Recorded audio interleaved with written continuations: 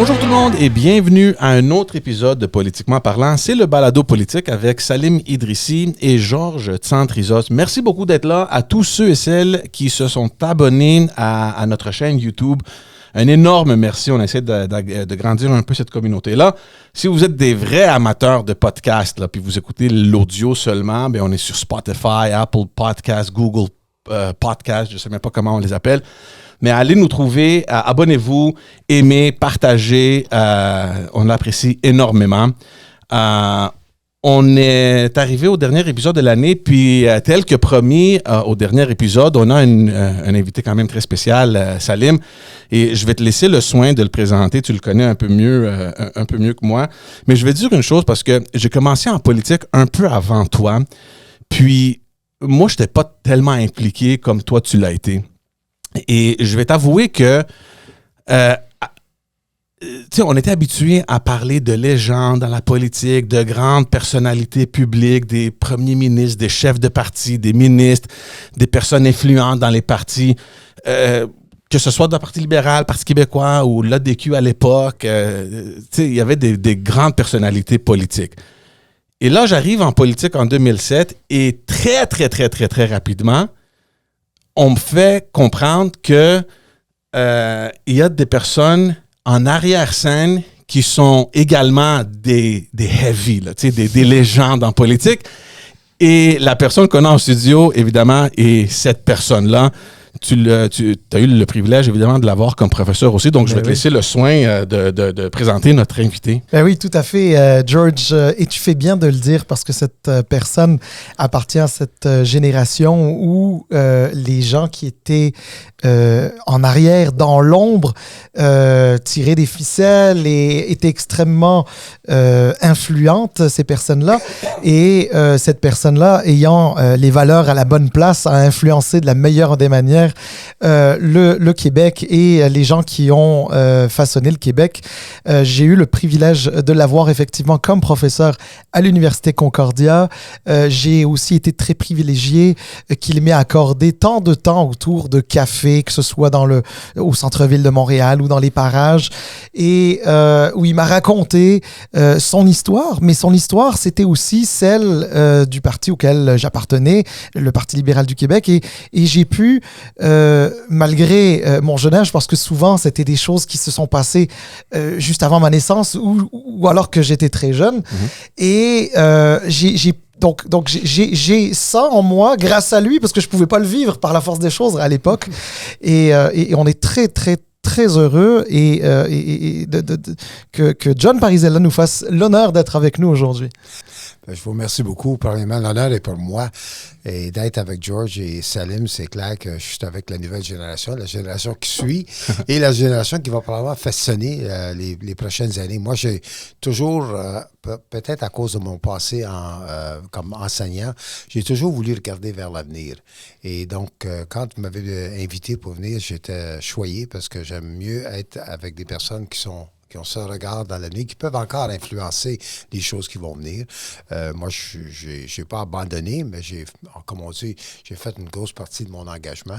Mais je suis très choyé d'être ici. Je vous remercie beaucoup de m'inviter. Puis je sais que votre épisode, c'est-à-dire votre podcast est un des meilleurs en ville. Donc, c'est un honneur pour moi de pouvoir y participer. Merci, John. C'est sûr que on aimerait avoir la journée entière, là, mais on ne l'aura pas.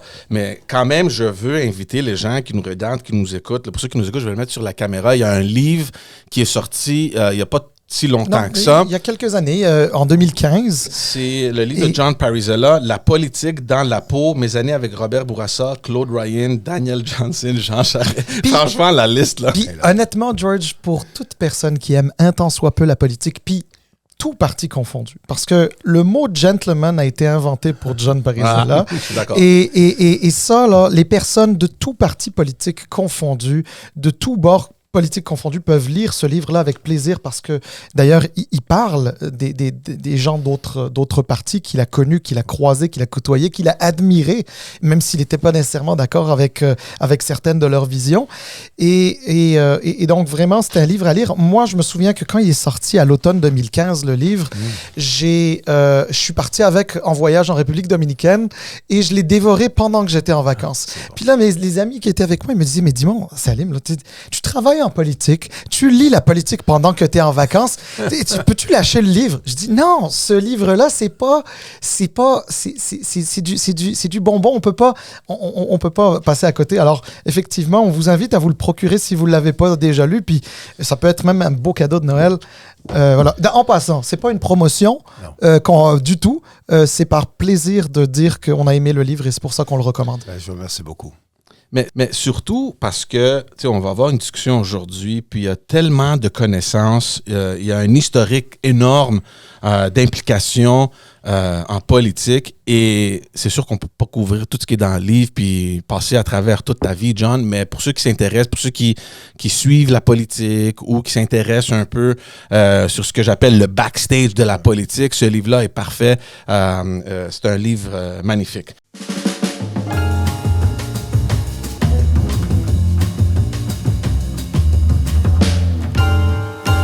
Comment tu vas? Ben moi, je vais bien. Honnêtement, je vais bien parce que des fois, j'essaie de pas trop regarder sur l'arrière, mais je regarde des fois un peu qu'est-ce que j'ai pu vivre à travers des années. Et c'est clair que mon départ a été largement influencé par ce qui se passait au sud des États-Unis. J'étais étudiant au secondaire et à l'université quand le président Kennedy et son frère, plus tard, 5 ans plus tard, ont été assassinés. Et même si j'ai fait de la politique au Québec et dans des questions qui touchaient de l'ensemble du Canada, je suis obligé de dire que les propos de John F. Kennedy, de Martin Luther King et de Robert F. Kennedy, Bobby Kennedy, on l'appelait à l'époque, ont largement influencé mon engagement. L'enseignement était l'autre étape. L'enseignement, j'ai adoré ça. J'enseignais dans le secteur public, dans une école anglaise, dans un quartier qui était l'ancien quartier du député de Laurier qui s'appelait René Lévesque. Et quand René Lévesque se présentait pour être premier ministre du Québec, et en 1976, il a gagné, mais quelques mois avant, j'ai appelé son bureau, j'ai dit, j'aimerais ça que les gens puissent voir et écouter et rencontrer M. Lévesque. Et ils m'ont dit, aucun problème. Mais j'ai dit, ça va se faire en anglais, puis je peux vous dire que les parents de mes étudiants sont probablement des gens qui vont voter pour un autre parti. Ils ont dit, aucun problème, M. Lévesque, il aime ça. C'est ce genre de forum. Donc, M. Lévesque est venu. Et c'était important parce que, comme je disais à mes étudiants, vous pouvez être en faveur du Canada et vous pouvez être en faveur d'un Québec indépendant. Ça, c'est vos choix. Moi, je ne suis pas ici pour vous influencer à faire un choix ou un autre, mais je suis ici pour vous enseigner l'histoire. Et des événements ont eu lieu au fil du temps. Et pour certains, la conclusion de M. Lévesque, c'est qu'on doit sortir du Canada. Et la conclusion de gens qui sont pour le Canada, c'est qu'on reste dans le Canada, qu'on essaie de changer le Canada. Donc ça m'a largement influencé. Puis quand le PQ est venu au pouvoir, j'ai voté pour M. Lévesque en 1976, plus pour sa philosophie social-démocrate, pas pour son option. Ouais. Et quand était le temps pour se préparer pour le référendum, il y a un éditeur du journal très réputé, le Devoir, Claude Ryan, qui avait décidé de faire le saut en politique.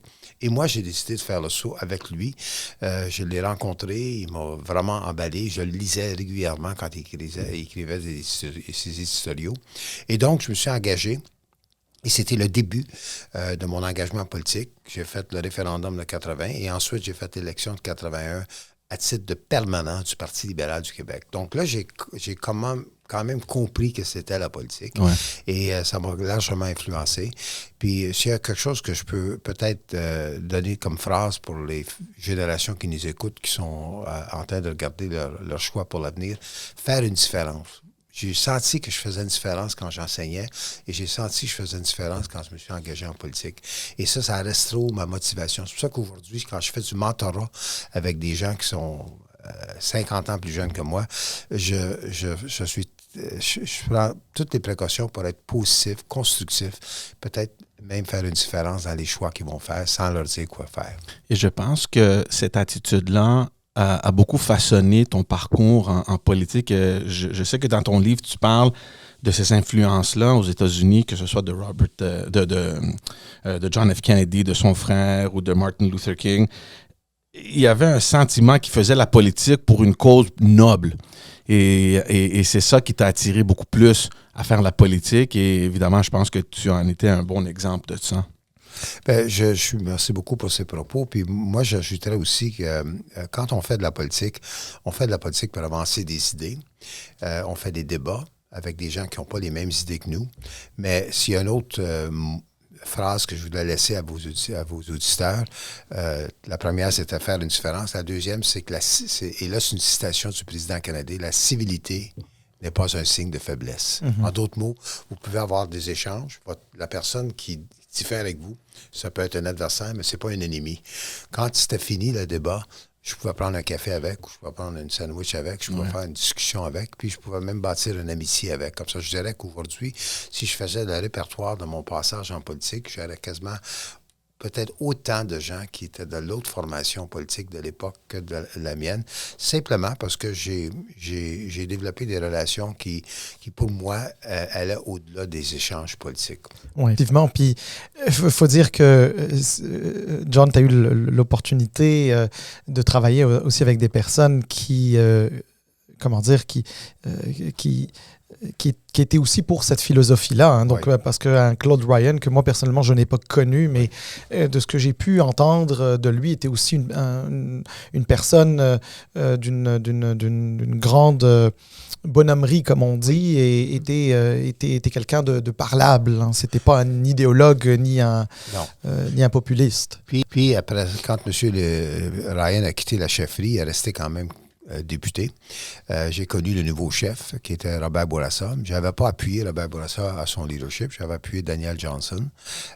Simplement parce que je voyais Johnson comme un héritier de la période de M. Ryan et je sentais que M. Bourassa, c'était d'une autre période. Mais M. Bourassa, c'était un homme qui évoluait tout le temps. Ouais. Il était toujours après lire des choses de l'avenir. Et donc, à un moment donné, j'avais fait une petite boutade à M. Bourassa quand il m'a nommé chef directeur général du parti. J'ai dit, vous savez, il y a 10 ans, ça c'est en 86, j'ai dit, monsieur, il y a 10 ans, 76, j'ai voté pour M. Lévesque, puis là, vous me nommez directeur général de votre parti. Et la réponse de M. Bourassa était, en politique, John, on additionne, on ne soustrait pas. Ouais. Ça restait avec moi. Oui. Et c'est pour ça que j'ai toujours gardé cette philosophie de civilité. En d'autres mots, on additionne. Et si on n'est pas d'accord, on respecte le fait que quelqu'un peut être différent. C'est ça. Je veux juste, parce que en lisant ton livre, la première chose qu'on remarque, c'est une époque où l'identité québécoise était la priorité numéro 1. Tu parles beaucoup de tout le passage de Maurice Richard et comment ça a façonné des générations à cette époque-là. Et toute cette question d'identité et de la langue et de l'importance à protéger ces choses-là et la façon que ça t'a amené à t'intéresser beaucoup plus dans la politique québécoise, est-ce que ça t'étonne de voir que même aujourd'hui, des décennies plus tard, ces enjeux-là restent toujours dans l'actualité? Ça ne me surprend pas. Parce que les Québécois de langue française, c'est une minorité dans tout l'ensemble du Canada et l'ensemble de l'Amérique du Nord. Oui, majoritaire au Québec, ça, il n'y a aucun doute, mais il y aura toujours le sentiment d'être une minorité dans l'ensemble de l'Amérique du Nord. Le français est beaucoup plus menacé que l'anglais peut l'être, et même, je dirais que l'espagnol est parlé en Amérique du Nord comme la deuxième langue la plus parlée en dehors de l'anglais. Mm-hmm. Donc, l'anglais, l'espagnol, le français. Donc, ça ne me surprend pas que les gens ont cette préoccupation. Il y a une affaire à ne pas oublier, c'est que la Révolution tranquille a changé beaucoup de choses au Québec. D'une part, on avait au début des années 60 le plus haut taux de naissance au Canada. Et vers la fin, on en avait le plus bas, puis on avait le plus haut le plus haut taux de divorce, même dans le Canada, à la fin des années 60. Donc, il y a eu des grands changements. Et donc, l'immigration est devenue davantage plus importante. C'est pour ça qu'il a commencé à avoir des débats à l'accès des écoles. Les immigrants qui arrivaient, bien des fois, surtout la communauté italienne en particulier, allaient à l'école anglaise, tout en parlant français dans la rue, dans le quartier, mais ils allaient à l'école anglaise comme telle. Donc, il y a eu une première législation qui était la loi 22 de M. Bourassa qui déclarait le français comme langue officielle. Puis après ça, il y a eu la charte de la langue française, la loi 101, qui imposait certaines normes pour l'application et l'utilisation du français. Certains ont été devant les tribunaux. Dans certains cas, ça a été maintenu. Dans d'autres cas, ça a été renversé. Mais la question linguistique faisait partie de l'identité et s'ajoutait à ça le fait qu'il y a eu une génération qu'on appellerait aujourd'hui les baby boomers qui souhaitaient que le Québec avait tous les ingrédients pour devenir un pays indépendant et tout en ayant un lien avec le Canada, qui était le concept de souveraineté association. Donc, les années 60, 70, et je dirais même 80 et 90, ces 40 dernières années du 20e siècle, c'était vraiment une question d'identité. Est-ce que ça peut disparaître aussitôt qu'on est rentré dans le nouveau millénium? La réponse courte, c'est non. Et il restera toujours une préoccupation. On peut regarder des statistiques, on peut leur faire dire qu'est-ce qu'on veut. Les anglophones n'ont jamais été aussi bilingues. Les allophones ou les communautés culturelles n'ont jamais été aussi intégrés. Mais il reste qu'il y a des gens qui regardent des statistiques puis ils disent, bon, quelle langue que les gens parlent à la maison? Eh bien, des fois, c'est important de savoir qu'est-ce que les gens parlent à la maison. C'est encore plus important de savoir qu'est-ce que les gens parlent quand ils sortent de la maison et quand ils vont travailler et quand comment est-ce qu'ils préparent leurs enfants pour leur vie au Québec. Et on a moi, je regarde toujours le verre à moitié plein plutôt que le verre à moitié vide. Et c'est clair que la préoccupation avec l'identité québécoise va rester. On aurait cette conversation-là dans 50 ans, puis je suis convaincu qu'on aura quasiment les mêmes propos. Mais il reste quand même qu'on a réussi à faire 3 référendums au Québec dans une période de 15 ans.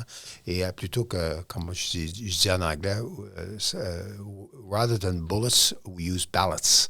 En d'autres mots, plutôt que se tirer et avoir des guerres civiles, on a fait ça par des élections, c'est-à-dire des référendums où les gens exprimaient leur point de vue. Donc, moi, je suis très fier. J'ai été élevé dans un quartier très francophone. Mes 2 sœurs ont été à l'école française. Moi, je suis allé à l'école anglaise. Je vais vous faire sourire un peu. La raison est très simple. Mon père avait tellement peur que je devienne un prêtre. Mon père était pas très clérical. Et ma mère a dit, ben écoute, les écoles anglaises, ça pousse moins la religion. On va l'envoyer à l'école anglaise. Et moi, c'est pour ça que j'ai abouti là. Mais tous mes amis d'enfance, c'était tous des francophones. Et il y en a qui vivent encore à ce jour. Puis on en rit aujourd'hui quand on regarde ça. Donc, la question identitaire va rester toujours avec nous. L'important, c'est de trouver des façons pour qu'on continue à vivre ensemble puis qu'on continue à développer un sentiment d'optimisme et de confiance dans l'avenir. Il y a un passage dans ton livre, puis éventuellement, je vais te laisser parler. Ça va, vas-y. Tu parles d'identité et ce sentiment d'appartenance au Québec, puis évidemment, ton père, c'est un immigrant italien, et ta mère aussi, c'est une famille d'immigrants aussi. Un gars avec un nom comme John Parisella, ouais. Et tu mentionnes dans ton livre qu'en 85, tu te présentes comme candidat, puis dans Anjou, on refuse de t'avoir comme candidat à cause de ton nom.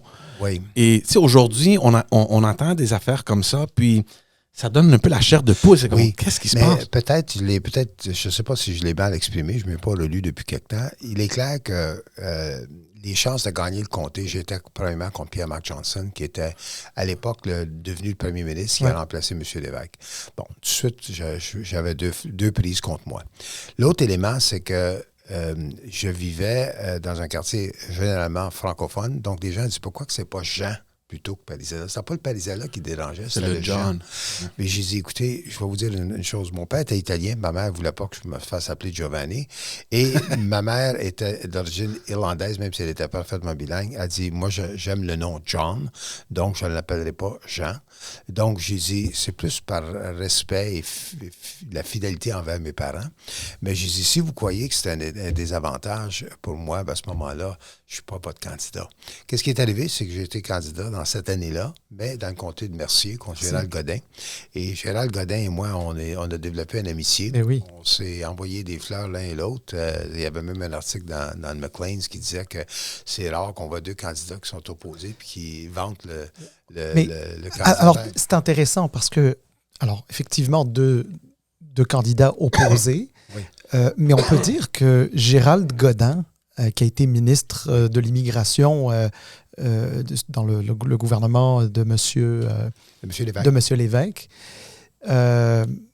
disons que c'était quelqu'un qui... Enfin, je pense que vos idées, quand même, sur certains points, notamment de l'immigration, pouvaient se rejoindre. Oui. C'était pas des idées qui étaient incompatibles. Parce qu'à l'époque, je veux dire, la façon dont l'immigration était vue était peut-être moins politisée qu'aujourd'hui. En effet. Et moi, j'aimerais dire sur M. Godin, Gérald Godin, il y a une biographie qui vient d'apparaître il y a quelques semaines ou il y a quelques mois. Je pense que c'est un philosophe puis un poète en même temps. Ouais. Puis le président canadien a déjà dit que si on avait plus de poètes en politique, la politique serait mieux servie. Donc, quand j'ai perdu contre M. Godin, j'ai dit, écoutez, ce soir, le Parti libéral a gagné l'élection. Moi, j'ai perdu dans mon comté, mais j'ai perdu contre un poète. Donc, pour moi, je ne sens pas que j'ai vraiment eu une défaite. Donc, je veux féliciter M. Godin. Et c'est le même que c'était. Puis l'amitié avec Gérald s'est maintenue jusqu'à son départ.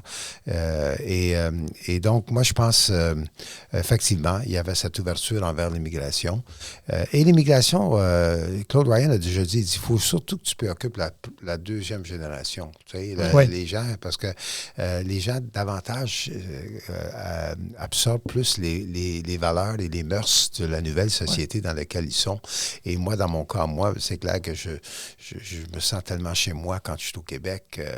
Je vois le Canada par les yeux d'un Québécois. Je ne suis pas un gars qui pourrait vivre à Toronto puis qui regarde le Québec. Je suis un gars qui pourrait vivre à Toronto, mais je vais toujours regarder le Canada par les yeux d'un gars qui est au Québec. Alors, John, si on revoit un petit peu tout ce qu'on a dit jusqu'à présent, donc le jeune qui était à l'école anglaise, mais dans un quartier francophone, qui a été professeur des écoles, qui s'est lancé en politique avec M. Ryan, donc permanent du parti, DG du parti nommé par le premier ministre Robert Bourassa à l'époque. Par la suite, ton parcours t'a mené jusqu'à devenir directeur de cabinet du premier ministre Bourassa, à une époque qui est quand même extrêmement importante, celle des accords du lac Meech, le référendum de Charlottetown, puis oui, c'est ça. Il y a eu la crise d'Oka. La crise d'Oka, puis même si M. Bourassa s'était retiré, puis que le Parti libéral du Québec avait perdu l'élection, mais tu avais quand même été là pendant une certaine période avec M. Johnson. Oui, j'ai été directeur de cabinet de M. Johnson pour un bout de temps. Après ça, j'ai devenu coordonnateur de sa campagne en 1994. Mais effectivement, j'ai eu l'occasion d'être chef de cabinet de M. Bourassa. Et l'autre élément que je fais un rappel un peu tristement, M. Bourassa a été atteint d'un cancer. Et c'était une période assez difficile pour lui. Il y a eu une rémission à un moment donné, mais il y a eu une rechute par la suite. Donc, je suis devenu très ami avec lui sur le plan personnel. Puis on avait des décisions à prendre qui étaient importantes pour l'avenir du Québec. Évidemment, dans le cas d'Oka, on ne voulait pas créer une situation où la relation avec les Premières Nations serait détruite pour une génération ou deux. Donc, il fallait trouver une façon de négocier. Ça a pris 78 jours. On a perdu à peu près 20 points dans les sondages. Mais au moins, il n'y a pas eu de mort à l'exception de l'incident qui a lancé la crise. Donc, dans ce sens-là, c'est important. Le patrimoine familial, à l'époque, était très important. Puis c'était une initiation du gouvernement du Québec avec Mme Louise Arel du Parti québécois. Donc ça a eu l'unanimité qui, essentiellement, protégeait protégeait les femmes beaucoup dans une situation de brisure de couple. Donc ça, c'est important. Après ça, il y a eu Mitch. C'est clair qu'il y a eu un livre qui était écrit sur M. Bourassa à l'effet qu'il aurait dû faire l'indépendance, puis il ne l'a pas fait. Puis au bout de la ligne, il a triché la population de ne pas l'avoir fait. Mais M. Bourassa était un fédéraliste logique en même temps. Pas juste. C'était pas le gars qui pleurait devant devant les Rocheuses. C'était un homme qui croyait que, logiquement, le fédéralisme était le meilleur système pour l'avenir du Québec. Donc, M. Bourassa n'a jamais caché ses ambitions. Il a travaillé à faire une autre entente qui a malheureusement pas réussi, qui était Charlottetown, même si les historiens disent que Charlottetown était probablement plus rentable pour l'avenir du Québec. Le bottom line, c'est que il y avait des grandes décisions à prendre, puis il l'a fait avec toujours le spectre de la possibilité d'une maladie qui pouvait l'emporter. Mais il y avait aussi un grand bouleversement au niveau du caucus, tu sais, dans les années 80, fin des années 80, avec le projet de loi 178, où il y a eu des divisions dans le caucus, il y a eu des démissions. C'était quand même une période assez difficile là, pour M. Bourassa. Très difficile. Et ça s'est fait en 2 étapes. Ça, c'est vraiment M. Bourassa à son meilleur, parce que M. Bourassa regardait beaucoup la paix sociale, puis il disait toujours que le temps était un allié. Et quand le jugement de la Cour suprême est arrivé, il ne sentait pas que la population était prête à accepter intégralement le jugement. Donc, il a fait la loi 178 qui permettait la présence de l'anglais à l'intérieur des entreprises, puis pour couvrir ou protéger que ça ne soit pas immédiatement contesté, il a mis la clause non-obstant qui était permis dans la nouvelle Constitution canadienne. Par contre, quand il est arrivé à la fin, c'est renouvelable à tous les 5 ans, à 4 ans et demi, M. Bourassa et moi, on a eu une conversation, je n'oublierai jamais, on était en avion pour aller voir Bob Rae, qui était le premier ministre de l'Ontario, puis c'est tout en prévision de Mitch, pas de Mitch, de Charlottetown.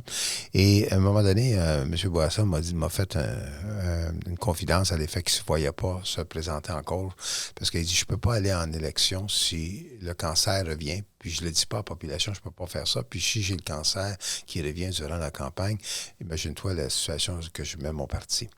Et à un moment donné, on a commencé à faire de la nostalgie, puis l'héritage, puis tout ça, puis à un moment donné, j'ai dit, il y a juste une marque qui va être négative. Puis il m'a regardé tout de suite et il dit, la nonobstant. J'ai dit oui. Puis il dit, on ne le répétera pas de toute façon.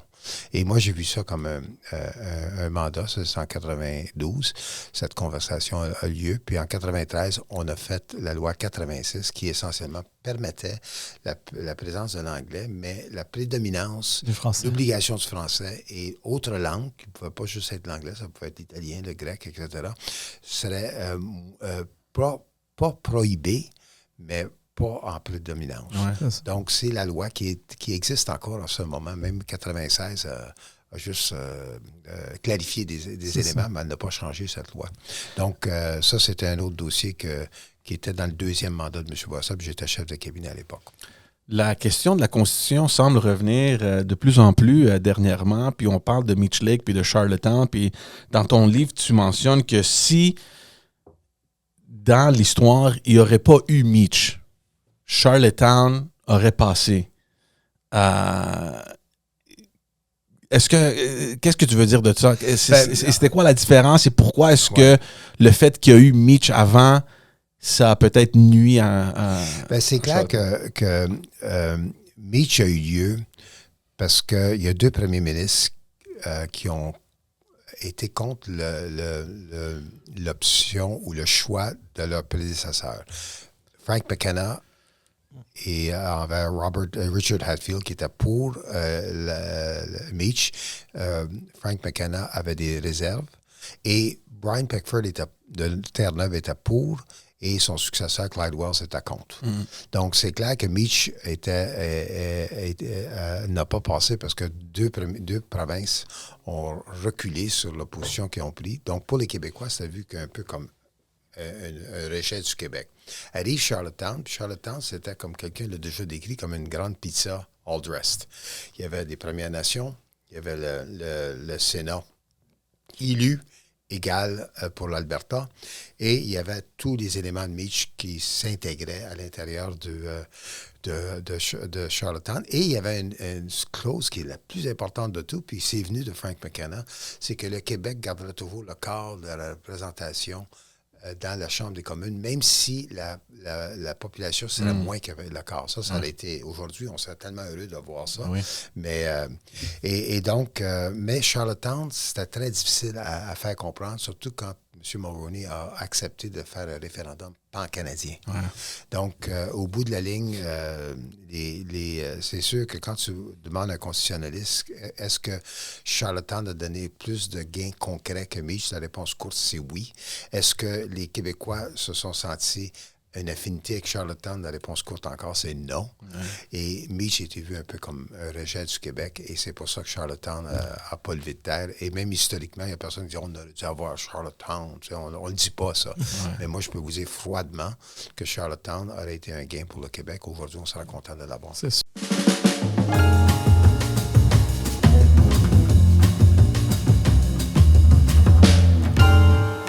En tout cas, c'est passionnant. Il y a beaucoup de choses encore à discuter et à dire. Et dans ce livre on vous recommande fortement, dont on vous recommande fortement la lecture, je pense, George, qu'on peut peut-être passer à autre chose en lien avec John Parizella. Souvent, aujourd'hui, d'ailleurs, quand on pense à John Parizella, on pense à toutes ces sorties médiatiques, toutes ces analyses qu'il fait à la télé, non pas de la politique québécoise et canadienne qu'il connaît très bien, mais une autre politique qu'il connaît aussi bien, c'est la politique américaine. Ça lui vient de cette passion qu'il a toujours eue depuis son plus jeune âge, notamment avec en toile de fond le président Kennedy. Alors, John, pourrais-tu un petit peu... Regarde, on ne refera pas toute la politique contemporaine américaine, mais on est en train de vivre un moment très important actuellement de la politique américaine. Je sais, on dit souvent ça, tous les 4 ans, on dit qu'on vit un moment important. Mais disons que après un premier mandat de Donald Trump, l'élection qui a suivi par la suite avec l'arrivée de Joe Biden, puis on est à quelques mois de la prochaine présidentielle aux États-Unis, avec tout ce qui a pu se passer, avec cette démocratie en péril, souvent, dont on parle de plus en plus, dont les gens ont de plus en plus confiance sans nécessairement agir. Qu'est-ce qu'on peut dire de l'état de la politique américaine aujourd'hui? Là, on est en décembre 2024, là, on est la veille des fêtes. Le mot péril est intéressant. Il n'y a aucun doute que la démocratie telle qu'on a pu la connaître aux États-Unis ne vit pas ses meilleurs moments au moment qu'on se parle, ça c'est clair. Il y a bien des facteurs sur ça, mais ça prendrait quasiment une émission et demie pour tout expliquer ça. Non, je veux juste dire quand même que en ce moment, c'est clair que M. Trump mène des sondages avec son propre parti, donc c'est peu probable qu'il ne gagnera pas la nomination. Par contre, il y a 91 chefs d'accusation, puis il y a des procès il y en a un qui est déjà commencé, puis il y en a d'autres qui s'en viennent dans les mois à venir. Est-ce qu'il va être aussi fort dans 8 à 10 mois? Je peux me permettre de poser des questions, mettre un point d'interrogation. Donc, c'est pas évident encore. M. Biden a probablement un bilan économique qui est reluisant, mais c'est pas ce que les gens ressentent. Pourquoi? Parce que l'inflation, les taux d'intérêt, puis les objets qu'on achète pour l'épicerie, qu'on met de l'essence dans notre auto, ont tout augmenté. Eh oui. Et malheureusement, même s'il y a juste 4 ans de différence entre Trump et Biden fait un peu plus vieux, puis la question d'âge a commencé à émerger comme une question. Et il n'y a pas d'enthousiasme de l'ensemble de la population, ni l'un et ni l'autre. C'est ça. Par contre, les chances que ce soit ni l'un et ni l'autre sont très minimes au moment qu'on se parle. Mais on ne sait jamais en politique, puis surtout en politique américaine. Donc, il est clair que la polarisation, le populisme, c'est des éléments qui sont très, très vivants au niveau de la politique. Moi, je reste quand même, tout en ayant cette préoccupation, puis comme je dis, Salim, j'aime beaucoup le mot péril, l'État, la démocratie n'est pas à son meilleur. Je reste quand même assez, je dirais, optimiste, c'est peut-être un mot fort, mais assez rassuré que les Américains sont fondamentalement attachés à leur démocratie. Oui. Fondamentalement attachés à leur constitution. Puis dans les deux cas, Biden a un deuxième terme, c'est la fin, c'est son dernier terme. Et Trump, un deuxième terme, c'est la fin, c'est son dernier terme. Il n'y aura pas assez de temps de changer la constitution, à moins qu'on a essentiellement une révolte, puis la démocratie cesse aux États-Unis, mais ça n'arrivera pas. Donc, je continue à penser qu'on vit une période qui n'est pas très inspirante, qui est difficile à prédire avec certitude, mais contrairement au système parlementaire canadien et britannique, on choisit un député. Puis le grand nombre de sièges qu'un parti a forme un gouvernement. Ça peut être majoritaire, ça peut être minoritaire. Aux États-Unis, tu as ce qu'on appelle la separation of powers, la séparation des pouvoirs. Donc, tu votes pour un président et c'est le collège électoral qui choisit. Tu peux perdre le vote populaire puis gagner le collège électoral. Tout l'ensemble du Parlement, la Chambre des représentants, tous les comtés sont en élection et le tiers du Sénat est en élection. Il y en a 34 sénateurs qui vont être choisis sur les 100 à la prochaine élection. Donc, on peut arriver avec des différents partis qui dominent les 3 chambres. Puis, il reste toujours la règle de droit. C'est quand même une société de règles de droit. Puis, il y a même des juges qui ont posé des jugements qui ont été nommés par Trump depuis environ 1 an. Et surtout sur les événements autour de l'élection de 2020, qui ont été toutes contre Trump. Donc, je continue à penser que, imparfaite comme elle est, puis il y a quelqu'un qui a déjà dit que les Américains étaient capables du meilleur et du pire. Quand c'est le meilleur, c'est des prix Nobel, puis c'est les universités hors pair, puis c'est le rêve de la démocratie. Et quand c'est du pire, bien, on se réveille un peu avec la politique qu'on voit en ce moment, puis on regarde la criminalité. Tu sais, le port d'armes, c'est quelque chose qui n'est pas logique quand tu regardes toute la criminalité, mais essaie d'éliminer le 2e amendement de la Constitution qui maintient le port des armes. Tu vas avoir une révolte. Il n'y a aucun parti qui peut faire ça. C'est très important le point que tu apportes que ce soit Biden ou Trump, il y a un mandat, puis c'est sûr certain que c'est la fin. La question, par contre, qui se pose, c'est quoi les répercussions qui peuvent naître d'un autre mandat, que ce soit un mandat de Biden ou de Trump. Biden, évidemment, il y a des questions sur son état de santé. Est-ce que si jamais il réussit à gagner les élections, va-t-il pouvoir demeurer en poste pour tout le mandat au complet? Et il y aurait certainement des changements quelque part. Mais c'est les conséquences de ce mandat, que ce soit démocrate ou républicain, même si que ce soit juste un mandat, à quel point, où est-ce qu'on va être dans 4 ans? Bien, il n'y a pas de doute que les démocrates, ça ne changera pas grand-chose. M. Biden, s'il tombe malade ou s'il ne termine pas son terme, la vice-présidente va devenir candidate. Et elle a le droit de se présenter à la prochaine élection, où il y aurait une course pour le remplacer. Mais essentiellement, les démocrates sont pas mal dans la continuité. Les républicains, dans son ensemble, sont quand même dans cette culture-là. L'exception, c'est qu'il y a une partie de la Chambre des représentants qui est très dominée par ce qu'on appelle les MAGA, les Make America Great, les pro-Trump. Et donc, c'est clair que... Mais encore là, je dis, la manière que les États-Unis fonctionnent, à la mi-terme d'un dernier terme d'un président, on commence à regarder qui va être le successeur. Et là, on rentre dans ce qu'on appelle le lame duck. Moi, je pense que ce qui va être important dans le cas de Trump, peu importe ce qui arrive, mettons qu'il gagne, ça va être important qu'il choisit comme son 2e. Et s'il choisit quelqu'un qui, lui ou elle, aurait l'occasion de faire 2 termes, mettons Nikki Haley a l'occasion de faire 2 termes, Ron DeSantis, même chose, l'accent va commencer à revirer là. Et il ne faut jamais oublier que quand on dit « Ah, oui, mais ils peuvent faire un coup d'État », les forces armées prennent leur vœu devant la Constitution, pas à l'homme qui occupe la Maison-Blanche.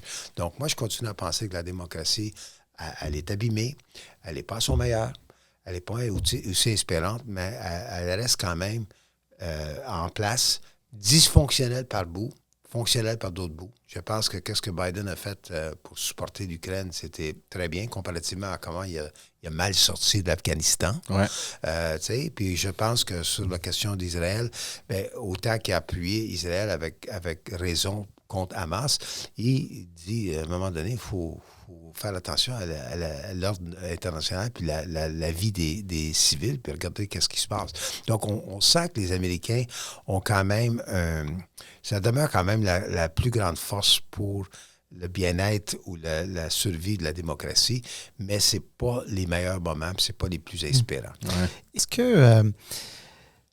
que c'est réaliste de croire que Biden pourrait finalement ne pas aller à la prochaine élection? Parce que j'ai lu un certain nombre d'articles, Puis c'était très mitigé entre ceux qui sont convaincus qu'il ne peut pas se présenter ou il ne sera pas en mesure de se présenter ou il va devoir céder sa place. Et ceux qui disent s'il avait dû céder sa place, il l'aurait fait plus tôt, ou en tout cas, il l'aurait laissé entendre, ou les choses se seraient organisées plus tôt. Puis avant de te céder la parole pour répondre à cette question-là, une question connexe.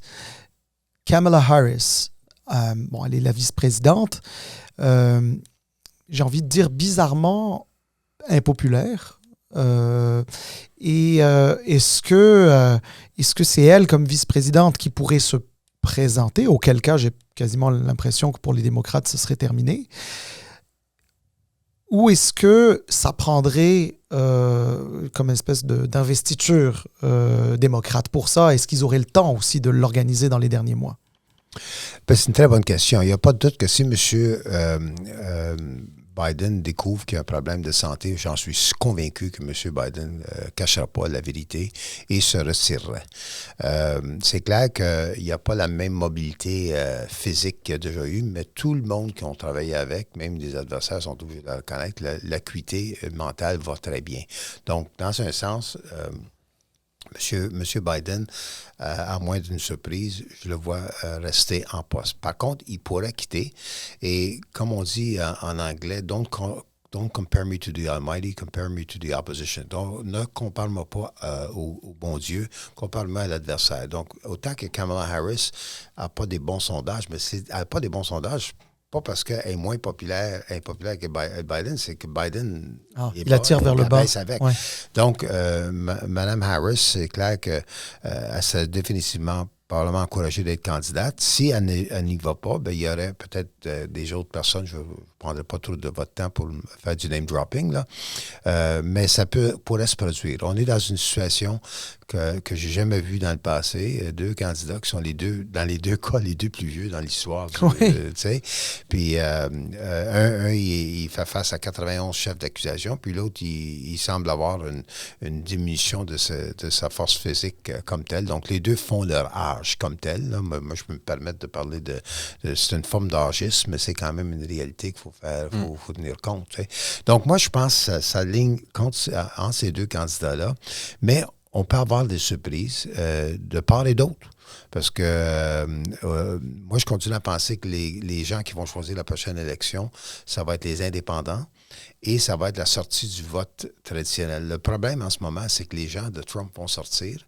Le vote indépendant est moins certain. Le vote traditionnel de Biden est moins enthousiaste en ce moment. C'est pour ça qu'en ce moment, on a des préoccupations que Biden pourrait ne pas gagner la prochaine élection. Mais c'est encore tôt. Puis je pense qu'on va au moins voir. Je dirais que d'ici la fin février, ça va être très clair. On va être capable de dire ça va être l'un contre l'autre ou ça pourrait être quelqu'un d'autre. Ouais. C'est intéressant en regardant les événements aux États-Unis de voir le spillover là, que ça a eu au Canada. Ouais.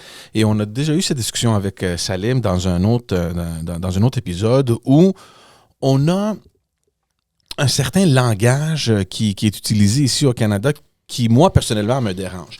Puis on le voit, puis je ne veux pas vous amener dans ce terrain-là pour commenter l'actualité politique ici au niveau fédéral, mais on voit par exemple un Pierre Poilievre qui, ses adversaires, donc les libéraux, essayent de définir comme un extrémiste, un gars qui essaie d'amener the far-right politics dans le Canada ou Trump-like politics.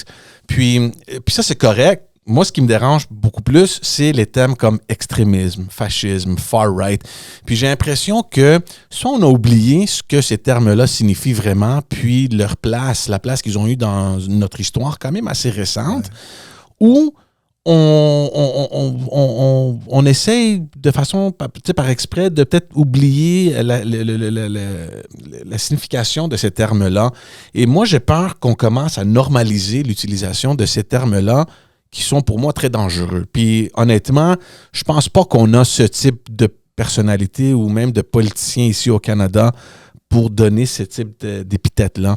Ouais. Je sais pas ce que tu penses et l'effet que ce type de politique-là ou de ce mouvement-là aux États-Unis peut avoir comme conséquence ici au Canada. Bien, il n'y a pas de doute que j'emploie beaucoup le terme civilité. J'en ai parlé au début. Je pense que le vocabulaire politique, que ce soit aux États-Unis, que ce soit même ailleurs dans d'autres pays comme en Europe et au Canada, qu'on est à l'abri d'un vocabulaire qui est potentiellement, d'une part, désagréable et potentiellement dangereux dans un sens. Donc, moi, je ne commenterai pas sur les différents propos qui sont utilisés, mais il n'y a aucun doute qu'en ce moment, on vit une période où on semble pas avoir de retenue.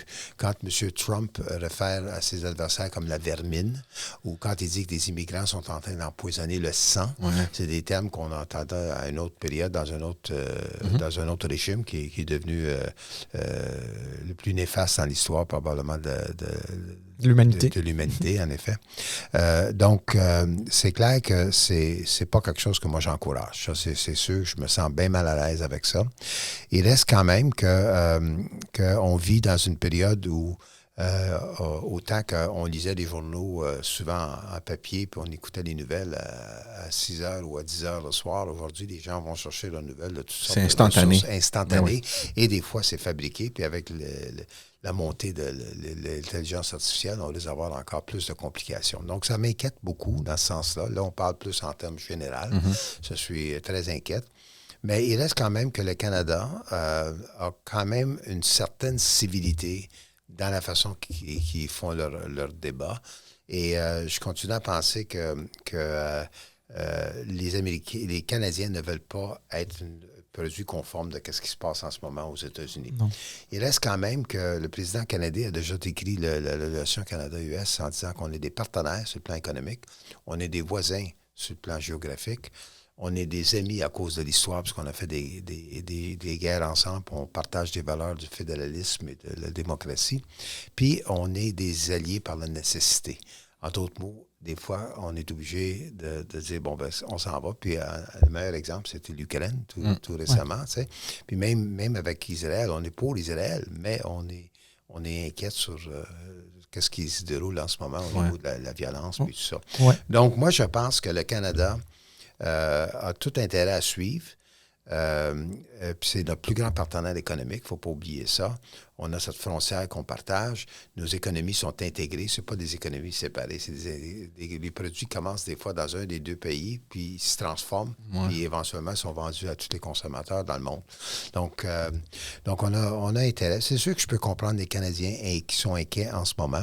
Moi, je suis moins inquiet sur la démocratie canadienne en ce moment que je suis avec la démocratie américaine, tout en ayant les propos que j'ai tenus tantôt, à l'effet que l'attachement à la Constitution américaine reste quand même fondamental. Je n'ai pas encore preuve que ça va se déchirer dans 24 heures. Là. Mais c'est sûr qu'il y a cette polarisation qu'on voit aux États-Unis et qu'on ne voit pas d'ailleurs juste aux États-Unis, qu'on voit aussi ailleurs.